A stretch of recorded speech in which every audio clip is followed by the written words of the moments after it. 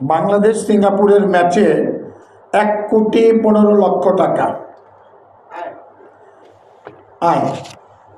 Bangladesh Hong Kong ম্যাচে 1,02,07,874 টাকা।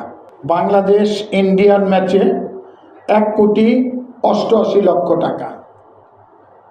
এটা অ্যাপোর্চমেন্ট আমি আপনাদেরকে জানাইলাম।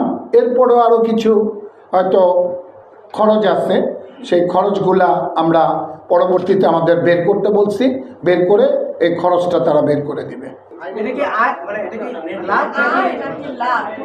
না, এটা আয় হয়েছে, আমাদের টিকিট বিক্রি থেকে আয় হয়েছে। পদ্মা সেতু, মেট্রো রেল এবং এলিভেটেড এক্সপ্রেসওয়ে নির্মাণের গর্বিত অংশীদার বসুন্ধরা সিমেন্ট। এই ইভেন্ট ইয়ে ছাড়া, স্পন্সর ছাড়া, শুধু টিকিট।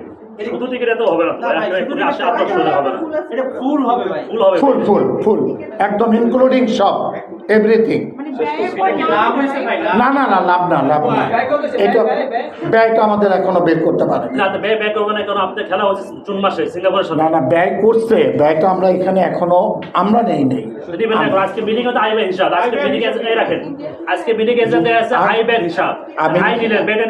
আপনাকে আমি এটা তো বলতামই না, আপনারা অনুরোধ করছেন, যার জন্য আমি আয়টা আপনাকে বলে দিলাম।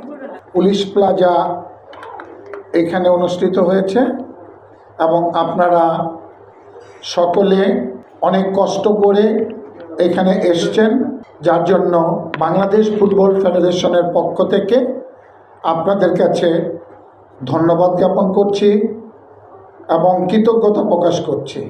আমাদের আজকের মিটিংয়ে সর্বপ্রথম আপনারা জানেন যে বর্তমানে তিনবারের প্রধানমন্ত্রী বেগম খালেদা জিয়া অসুস্থতার কারণে হাসপাতালে। সারা বাংলাদেশের মানুষ তার জন্য দোয়া করছে। আজকের মিটিংয়ে আমাদের সভাপতির অনুমতিক্রমে আমরাও সর্বপ্রথম মিটিং আরম্ভ হওয়ার আগে আমরা ওনার জন্য দোয়া করেছি। সর্বশক্তিমান আল্লাহ তাআলা জানে ওনাকে সুস্থ করে আমাদের মাঝে ফিরে আনেন এবং দেশের খ্যাতমত করার সুযোগ দান করেন। আমাদের এজেন্ডা মাফিক প্রথমে আমাদের যে এজেন্ডাগুলি ছিল একে একে আমরা চেষ্টা করেছি সমাধান করার জন্য।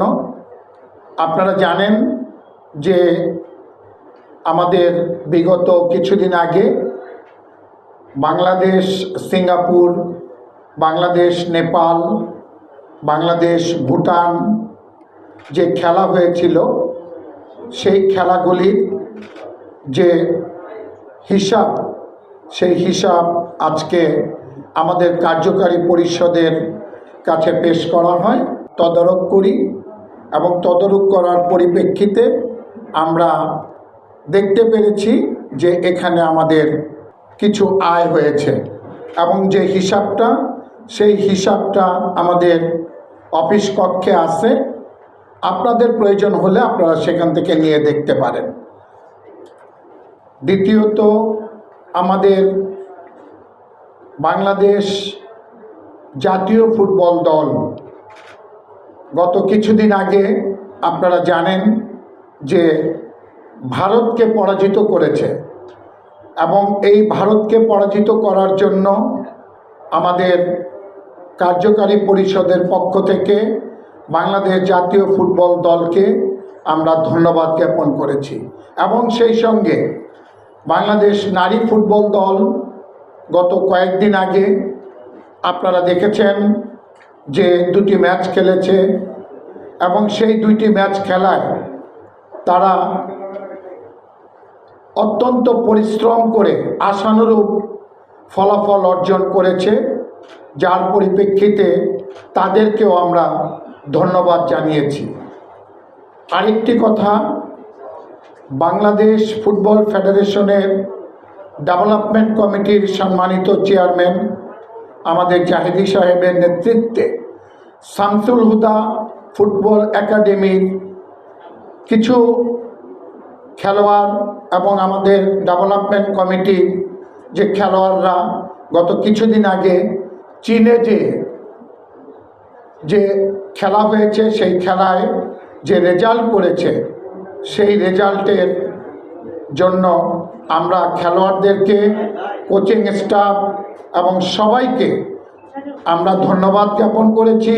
সেই সঙ্গে আমাদের শামসুল হুদা ফুটবল একাডেমির কাছে কৃতজ্ঞতা প্রকাশ করেছি এবং আমাদের ডেভেলপমেন্ট কমিটির সম্মানিত চেয়ারম্যান নাসির জাহাদি সাহেবকে আমরা ধন্যবাদ জানিয়েছি। আমাদের আগামী 20 তারিখ থেকে আন্ডার 15-এর খেলা শুরু হবে। আপনাদের কাছে আমাদের আকুল আবেদন থাকবে এই খেলাগুলি একটু প্রচার করার জন্য। বাংলাদেশ ফুটবল ফেডারেশনের অনুকূলে বরাদ্দ 8টি স্টেডিয়াম যে আমাদেরকে দেওয়া হয়েছে, এর মধ্যে আমরা ফিফার কাছে ইন্টারন্যাশনাল ম্যাচ খেলার জন্য আজকের মিটিংয়ে আমরা সিদ্ধান্ত নিয়েছি। আমরা সিলেট স্টেডিয়ামকে আমরা বাছাই করেছি এবং সিলেট স্টেডিয়ামে যাতে করে ইন্টারন্যাশনাল খেলা আমরা খেলাতে পারি সেটার জন্য উপযুক্ত করার জন্য সর্বাত্মক ফিফার সহযোগিতা আমরা চাইব। আগামী জানুয়ারি মাসে ফুটসাল ছেলেদের এবং মেয়েদের আরম্ভ হবে এবং সেখানে বাংলাদেশ ছেলে মেয়ে দুই দলই পার্টিসিপেট করবে। এই ব্যাপারে আজকে সিদ্ধান্ত গৃহীত হয়। আজকে আমরা টেকনিক্যাল কমিটির একটা অ্যাকাউন্ট হবে, সে ব্যাপারে সিদ্ধান্ত গৃহীত হয় এবং সেটা আমাদের ফুটবল ফেডারেশনের যেভাবে যারা দায়িত্ব গ্রহণ করেন আমাদের ফাইন্যান্স কমিটি তারাই দায়িত্ব গ্রহণ করবে।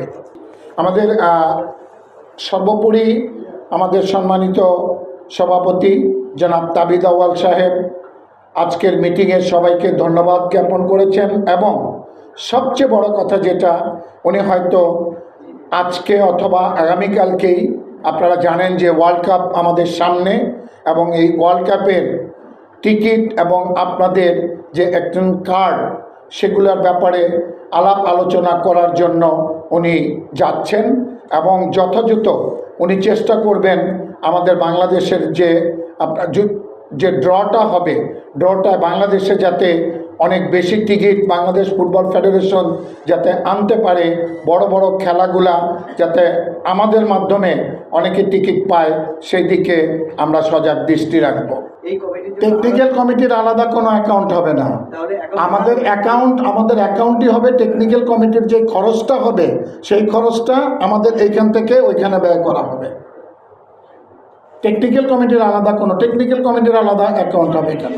শুনেন, আপনাদের কাছে আমাদের একটা অনুরোধ। আজকে আমাদের অনেকেই আমাদের অনুরোধ করছে যে বাংলাদেশ, আপনারা জানেন যে আমাদের লিগের খেলা হচ্ছে, এই যে মোহামেডানের খেলা হচ্ছে, আবনের খেলা হচ্ছে, ব্রাদার্সের খেলা হচ্ছে, প্রথম বিভাগের খেলা হচ্ছে। অনেকের একটা দাবি, অনেকের একটা আবদার যে এগুলো নাকি নিউজ হয় না। আপনারা একটু মেহরবানি করে এই দিকে একটু সজাগ দৃষ্টি রাখেন। হ্যাঁ, এর জন্য আমরা মিটিং তাড়াতাড়ি শেষ করে ফেলছি যে আপনারা 8টায় ধরবেন না, 7:30টায় ধরবেন। আমাদের কিন্তু এখনো অনেকগুলো এজেন্ট ছিল, আমরা ইচ্ছা করলে এটা কন্টিনিউ করতে পারতাম, কারণ আপনারা এখানে 2 থেকে 2.5 ঘন্টা বসে আছেন। আমরা এটা চিন্তা করে আমরা মিটিং তাড়াতাড়ি শেষ করে ফেলছি। ওই যে আমরা বললাম, আমরা একটা মাঠ আমরা 100% কনফার্ম করেছি, যেটা সিলেট মাঠটা, এবং সিলেটটাকে উপযুক্ত করার জন্য আমরা ফিফার কাছে অনুরোধ করব এবং সেটা উপযুক্ত করে যাতে ওইখানে আমরা ইন্টারন্যাশনাল ম্যাচ খেলতে পারি সেই দিকে সজাগ দৃষ্টি রাখবো।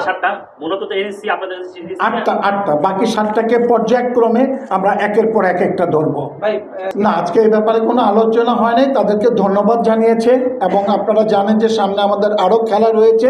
এই খেলাগুলো যাতে এই ধারাবাহিকতা বজায় থাকে, আরও ভালো খেলে, সেই দিকে তাদেরকে অনুরোধ করা হয়েছে। খেলা শেষ হয়ে গেলে পরবর্তীভাবে এগুলো নিয়ে সিদ্ধান্ত না হবে। এ ব্যাপারে কোনো আলাপ হয় না। জি, এই ব্যাপারে কোনো আলাপ হয় না।